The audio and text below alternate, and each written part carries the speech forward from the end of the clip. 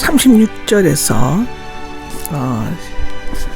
보면은 바울의 제1차 선교 여행이 시작되고 있는 것인데, 바울의 처음 의도는 새로운 선교 사업을 하려는 것이 아니라 제1차 선교 여행에서 회심한 신자들을 돌아보기 위한 것이었지만, 하나님께서는 더욱 광범위한 범위로 확대시켜 복음을 전하게 하셨죠. 이 여행에서 바울은 바나바와 헤어져 실라와 함께 다녔고, 소아시아에서 유럽으로 건너가 전도하였습니다. 36절에 며칠 뒤에가 나오는데 짧은 기간을 나타내며 그 후 여러 번 나오고 있습니다.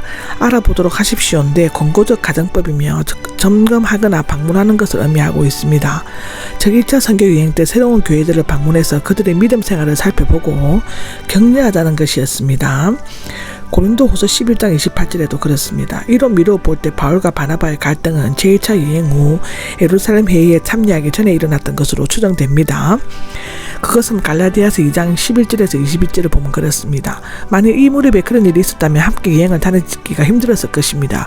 그런데 문제는 전혀 예기치 않은 데서 일어나는 것이죠. 37절을 보면 마가라고 하는 요한인데, 바나바는 자기의 조카 요한을 선교 여행에 데리고 가자고 제안하였습니다. 그러나 바울은 제1차 여행 때 밤빌리아에서 예루살렘으로 되돌아가 버린 마가를 유쾌하게 생각하지 않았습니다. 아마도 바울은 무책임하고 게으르고 겁이 많은 청년으로 생각했던 것 같습니다. 선교하는 일은 힘들고 위험한 일이기 때문에 완전히 헌신하지 않으면 오히려 방해를 받을 수가 있게 되는 것입니다. 39절에는 날카롭게 대립되었다고 나옵니다. 칼날 같은 날카로움이나 격분한 마음 상태를 나타냅니다. 위로의 사람인 바나바는 침착성을 잃은 젊은 사람에게 다시 한번 기회를 줘야 한다고 생각했고, 극도의 열심과 헌신으로 가득 찬 바울은 후원자인 동료를 날카롭게 비판하면서 중도 포기자를 이해한다거나 동정할 수는 없었습니다. 물론 이 다툼에는 사람들 앞에서 바나바를 외식자로 몰아붙인 서운한 감정도 작용했을 것입니다. 갈라디아서 3장을 보시면 됩니다. 그러나 일시적인 다툼이 있었어도 그 감정의 앙금은 오래가지 않았던 것 같습니다. 바울은 그 후에도 바나바를 자신을 도와 훌륭한 동역자로 사도로 묘사하고 있습니다. 고린도전서 9장 6절에 골로새서 4장 10절에 그렇습니다.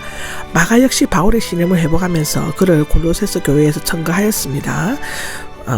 바울이 맨 처음 감옥에 갇혔을 때 바울의 일행 속에도 있었고, 생애 말년에는 마가와 함께 있기를 청할 정도로 그를 칭찬하였죠. 디모데후서 4장 11절에 그렇습니다.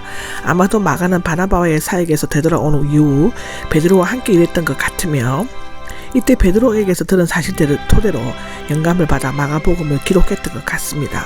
바나바는 마가를 데리고 구브로로 갔다가 나오는데, 구브로는 바나바의 출생지인 섬이었으며 제1차 선교 여행 때 들른 곳이었죠. 이후에 바나바의 이름은 사도행전에 더 이상 나타나지 않습니다. 아마도 그는 연료하여 전도 여행을 떠나기 전에 힘들었을 것이며 죽을 때까지 구브로에 머물렀던 것으로 전해지고 있는데, 바나바는 너그럽고 헌신적인 기독교 정신과 초대교회 설립에 기여한 공로, 특히 사울을 찾아내어 위대한 전도자 바울로 키운 사실 등을 고려할 때 그는 기독교 역사에 있어서 실로 기념비적인 인물이 아닐 수가 없다고 기록되어져 있습니다. 40절에 보면 바울은 실라를 택한 후에가 나오는데, 아마도 바울은 교회의 회의를 마치고 안디옥으로 돌아오는 여행을 통해 실라가 다음 전도 여행의 동행자가 될 수 있다고 판단했던 것 같습니다. 실라는 안디옥에 계속 남아 있었거나 또는 예루살렘에 갔다가 다시 내려왔을 수도 있습니다.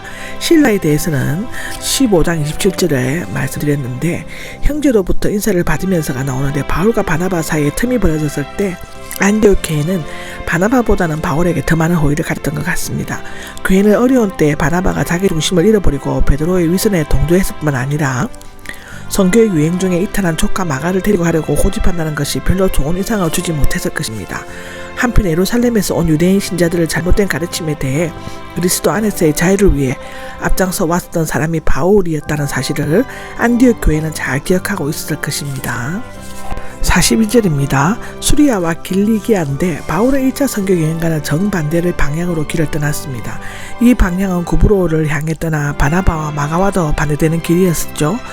아마도 바울은 예루살렘을 떠난 후 다소 머무는 동안 이 교회들을 개척했을 것입니다. 이제는 그 사역을 확인할 때가 된 것인데 그는 육로로 북수리아를 지나 가파른 바위들과 바다 사이에 난 좁은 길로 수리아 문을 통과하여 소아시아의 길리기아 지방으로 들어가 자신의 교양인 다소를 방문했을 것입니다.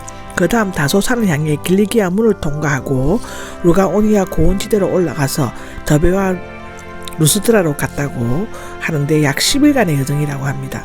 여기 굳세게 하였다는 아마도 바울과 실라는 방문하는 교회마다 예루살렘 회의에서 이방인 그리스도인들에게 보낸 편지를 읽어주고 그리스도 안에서 자유함을 누리도록 그들을 격리했을 것이라고 기록되어져 있습니다.